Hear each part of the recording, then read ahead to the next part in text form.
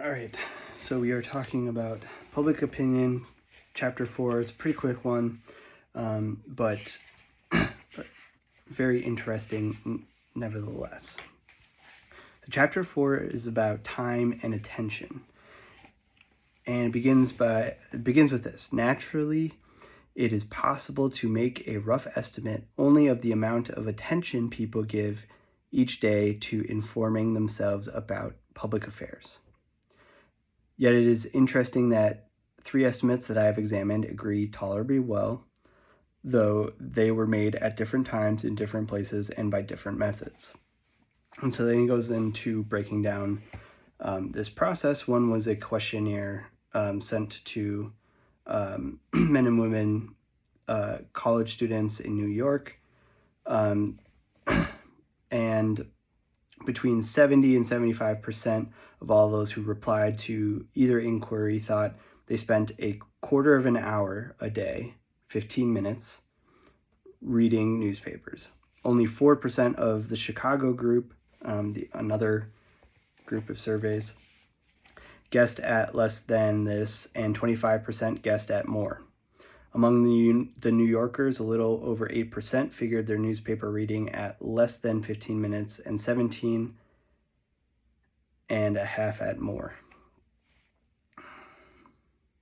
Very few people have an accurate idea of 15 minutes, so the figures are not meant to be taken literally. Moreover, businessmen, professional people, and college students are most of them liable to a curious little bias against appearing to spend too much time over the newspapers, and perhaps also to a faint suspicion of a desire to be known as rapid readers. All that the figures can justly be taken to mean is that over 3/4 of those in the selected groups rate rather low the attention they give to printed news of the outer world. So this is not nothing. This is significant. And it would be interesting to re-examine this in the modern climate.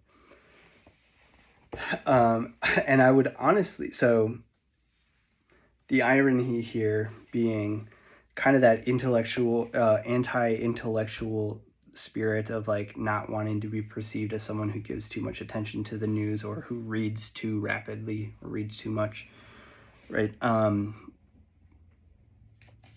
They kind of want to know just enough to check that social box. And so I think it would be interesting to see what it would be like today. I think people would overestimate how much time they are giving to pursuing knowledge of the outer world, news of the outer world. But regardless, and we'll get to this, the point being that even by kind of the most conservative standards or the most generous standards in the results of this, and I would say holds up probably pretty well today, the average person, or actually not even the average person, the college students, the business people, kind of the sort of supposed to be the intellectual communication breeding ground, they're not getting the news of the outer world for more than like 30 minutes a day.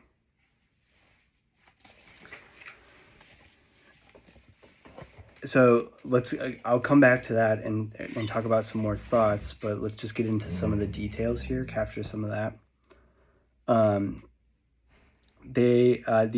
These time estimates are fairly well confirmed by a test which is less subjective. Scott asked his Chicagoans how many papers they read each day, and was told that 14% read 1 paper, 46% read 2 papers, 21% 3 papers, 10% 4 papers, 3% 5, 2% 6, 3% 8, or all of them at that time.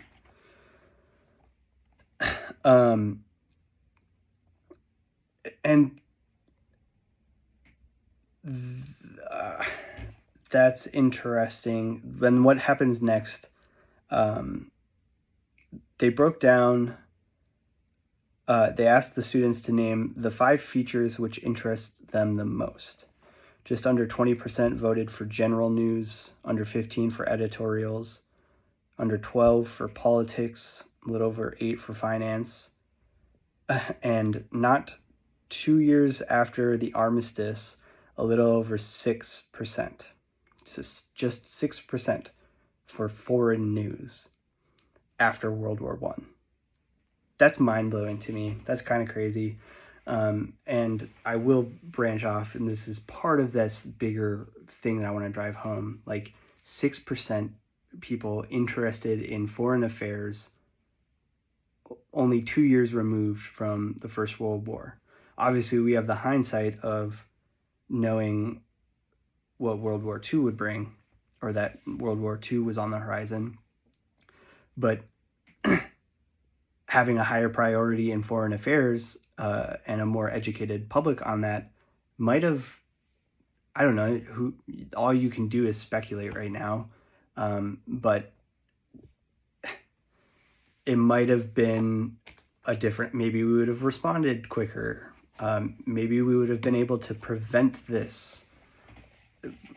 World War II, things like that.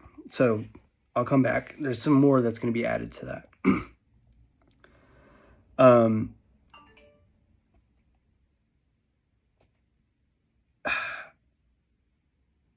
1/4% for news about labor. I'm gonna answer this call.